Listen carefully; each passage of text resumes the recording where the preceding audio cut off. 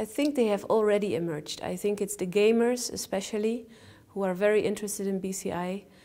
I think if there is one thing that connects all the BCI research with humans, is that the participants have a lot of fun trying it out, and they really like to see their own brain activity, and they start to realize that they have a brain. I mean, you know it, but you don't really reflect on it, and that you can influence your own brain activity. I think it's a lot of fun for people, so I think that for gamers, BCI applications could be very funny, and I hope as a spillover that this will reduce the price and will increase the research in this area, so the patients with a disability can also benefit from it. I think one of the most important recent developments, I think, is the BCI use for functional restoration in people with stroke. I think this is one, either for functional restoration or for rehabilitation in people with stroke, and in particular people with hemiparesis. I think this is an extremely interesting and promising area. I think interesting both because I think there's a good basis for the assumption that this may work, both the restoration, the rehabilitation, but also because the market of people with hemiparetic stroke is much larger. There are a couple of clear examples that I can think of. One of them is gaming, clearly, video games.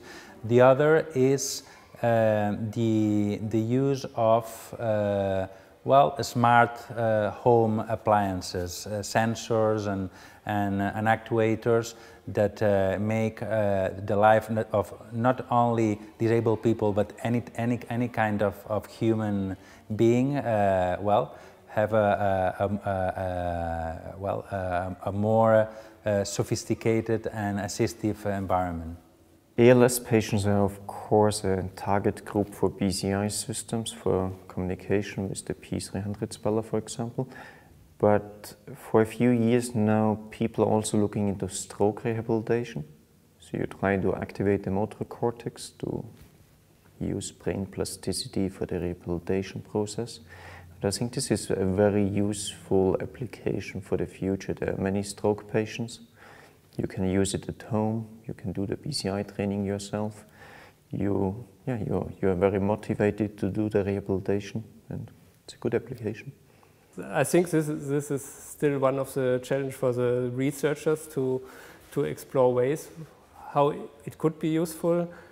So one very hard challenge in the traditional BCI for control was to make BCI work for all kinds of users, where there was some progress, but so still it's one of the biggest challenges that there's a non-negligible group percentage of potential users who cannot work with it. And there are some applications, for example, what we call neurousability, where one uses BCI technology to improve certain aspects of a product where this doesn't play a role. I see several. For instance, I am very often in Tübingen, and there the technology is used for stroke patients, rehabilitation. And robotic aided rehabilitation, I think that will be a big application, big market. But after that, the neurofeedback and the learning, training and that kind of things will broaden that market much more. And that is not the complete BCI as it is now, but you use the technology to do more. And I think that is a challenge for us. Yes, we now see that there are toys that are using BCI. There are commercial companies interested in selling these kind of toys. There are companies who are selling headsets and developers kits so that people can make their own applications for BCI. So maybe it's just as in the case of the first personal computers, and then we talked about garage computers that were built in garages of hobbyists. And maybe the same will happen with brain-computer interfacing. So I expect that young people interested in technology, interested in interaction technology, will start playing with it. And well, maybe we cannot expect the same success as with personal computers in the let's say, when was it? The 80s? Yeah, the 80s, I think. But that could be a start, and that means that, yeah, these are not the medical applications. They look at other applications. They look at game-like applications, applications they can use in their homes. So the domotics is becoming important. Games are becoming important. So I think a lot of users will come from these areas. As they get better, less disabled people will be interested in using them. People who are, for example, in wheelchairs but otherwise functional. So, I mean, that's part of the expansion of the user group, would just go to people who are less motor disabled. If it becomes useful for rehabilitation, then that's a huge new potential market that it could expand into. So those are kind of the major, I think, therapeutic uses that I'd foresee, and expansions in the population. Well, motor control is a little bit narrow approach. I think anything that allows you to control your environment, whether it's through a computer or through machines or anything. I think at first level, what I hope to see in my career is something for severely paralyzed patients.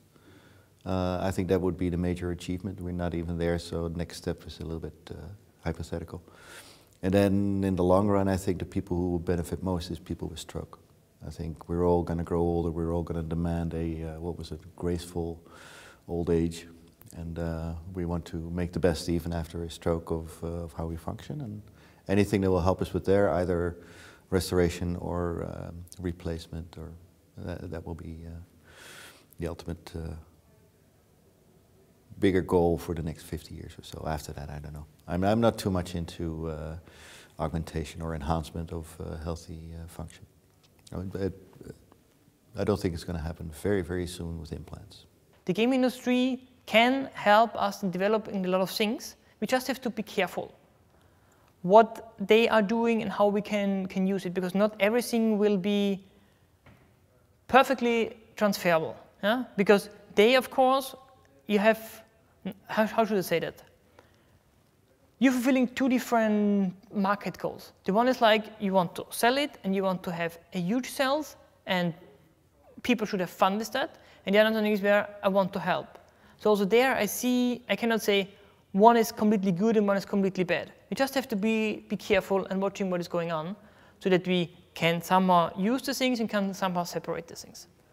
In a sense, it's already there, the gaming community. And I guess toys for kids, we have this like device they put on the head and they tell you they're picking up EEG, and maybe you are, maybe EMG or eye movements. So there's sort of a fun component to it, I think, that's going to take off in that direction. And the non-invasives, other than doing it for fun and entertainment, perhaps the more serious gamers will use it, but they might even like to be implanted so that they would gain 20 millisecond advantage over their adversary that they're gaming against. And 20 milliseconds isn't a long time, but it may be the difference between winning and losing. But I certainly wouldn't do that, but some people might.